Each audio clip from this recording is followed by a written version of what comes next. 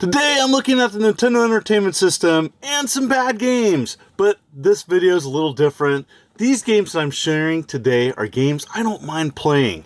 They are far from perfect, and overall the reviews of these games are less than average. These aren't the worst of the worst games, but many of these games are stinkers and games, but I still like playing. And why? I rented many of these back in the day. I have experiences with them, or just in general, I see what the games were trying to do. So in this video, I choose 10 games on the Nintendo Entertainment System that I don't mind playing, even though they're far from perfect or bad. You may agree or disagree with these choices, so sit back, relax. Here we go. This first game was one that I rented back in the day, particularly because Castlevania was not available, and yes, it has some similarities to Castlevania, though Castlevania is a much better game. But I like what 8 Eyes was trying to do.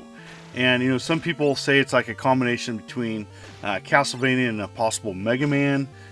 This is a stiff, controlled, 2-player option game. There's 8 different levels. You have to progress typically in a particular fashion through the levels. At the end of each level, you get a sword upgrade, and it's best to play it in that order. I never beat this game, but I did enjoy playing it back in the day. It's something that I do want to try beating, even though it's pretty difficult. The controls are fairly stiff. You do take a lot of damage from enemies, and if you're interested and haven't played this, you may want to check it out. Next up is a unique platformer, Kidcool and the Quest for the 7 Wonder Herbs. And this is a momentum-based platformer. Some would compare it to Sonic the Hedgehog, but Sonic is so much better. The thing that makes this game difficult is how precise you have to be. You can stomp enemies, you have to like double stomp them to take them out, and there are certain levels that are just really challenging and difficult. One-hit kills too, and that for many is going to be too difficult. This is another game I never beat, but I just enjoyed playing this back in the day, and I like its unique take. It's not just kind of your normal platformer, but I did like the graphics, but the gameplay is rather challenging. This is another game that I don't mind picking up. I haven't gotten super far into this game, but I would like to continue to check it out, as I can overlook its missteps. While some people may enjoy and appreciate the original Centipede Atari game, Millipede came out in 1988 for the Nintendo Entertainment System, and, you know, it was far from perfect. First and foremost, it doesn't use the trackball control of the arcade release, and even some would even say the Atari 2600 version of Millipede is faster and better.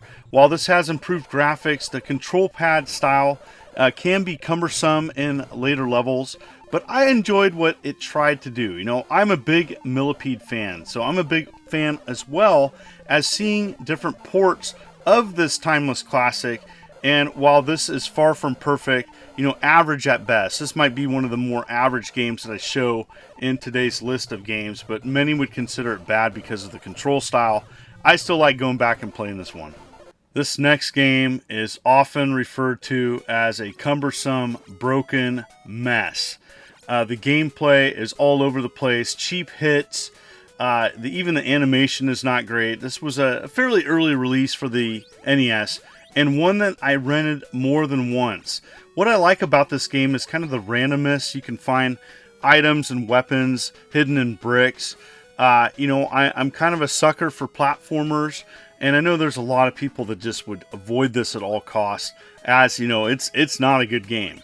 But I think there's some redeeming qualities here. I do like the armor and weapon upgrades that you find. It can be fairly cheap though. The enemies keep coming over and over again. You can get kind of cheaply killed. The bosses can be tough, but you know what? I still like to come back and revisit this one, as I like these types of games. Amagon, to me, was the game that was always available to rent back in the day for various reasons, as this is a very difficult platformer. It's got a little bit of Contra mixed in with some other games, maybe a little bit of Alter Beast, and this is a frustrating platformer. You do get to power up, you do get the ability to turn into a super buff dude, and you can punch and kick, but it's awkward. And, you know, this is a game I just hadn't played anything exactly like this. And, you know, it's got weird enemies, and the enemies respawn like many other NES games, making it fairly challenging. But if you're looking for a challenging platformer, you may want to check this one out. This next slow vertical shooter is not going to set the world on fire, but if you are a classic SNK fan, you may want to check this out, as I don't think this early NES release is not that bad. You know, there's other shooters that are much better on the NES platform, but I really appreciated this one. Did purchase it back in the day on clearance, as, you know, this game was often overlooked for other more popular titles. It has a cool power-up system. There's slowdown, though, and it can be fairly cheap in deaths, and you have to restart fairly long levels. Bosses are challenging, but I enjoyed the power-ups in this slow, methodical shooter. And, you know, I really did appreciate it later on, as a good buddy of mine was much better at the game than me, John Rose, and he showed me how amazing this game actually can be. So give this one some gameplay and time, as I do think it's better than its reviews. This lesser known Data East arcade port, Cobra Command, shares some similarities to Choplifter, though there's some things about this game that I actually like more. Now, this is far from an ideal game, as it has difficult and stiff control sometimes, has a weird gameplay option where you have to press start to flip the direction of your chopper, but there's some awesome weapon upgrades, has some good music, and I do like the graphics. The precision control is going to frustrate some, as it can be difficult to navigate the underground corridors that are abundant in this game. But I did rent this quite a bit back in the day and enjoyed it for what it was.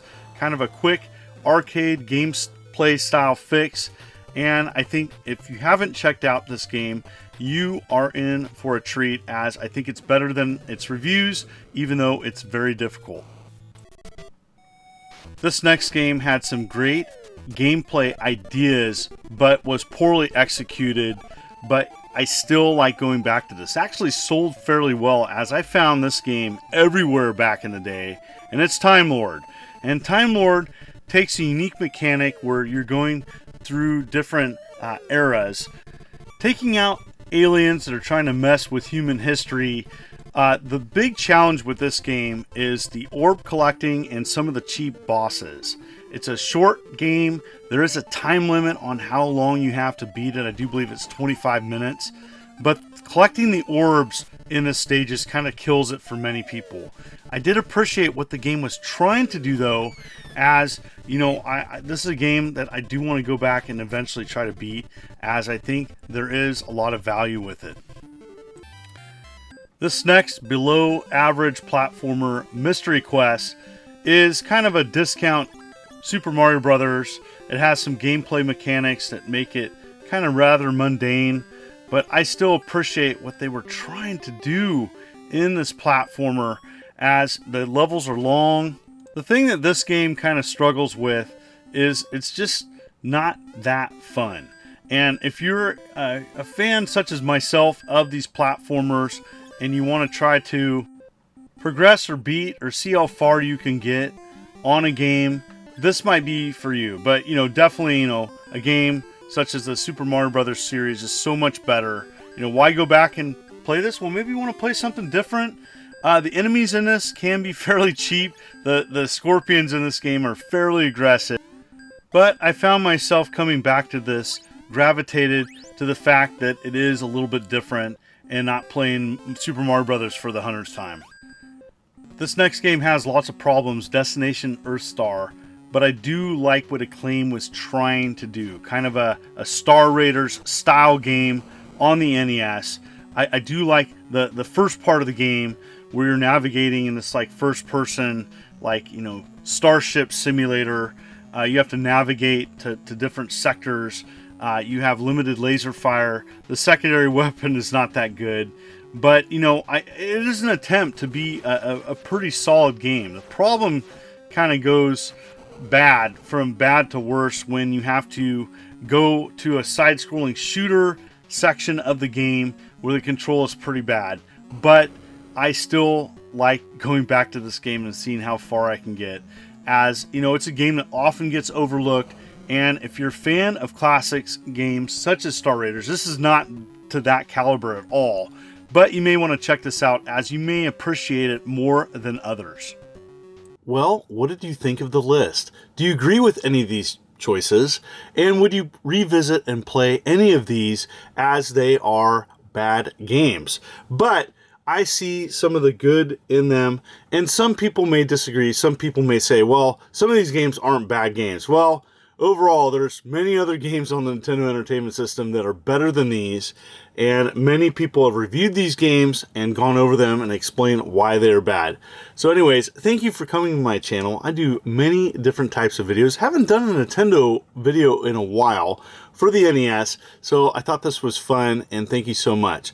If you like what you see, consider hitting that like and subscribe button and clicking the bell, as I'm uploading videos every week. You folks are wonderful and beautiful. Let's keep it positive. This is the Immortal John Hancock, and you have a good day.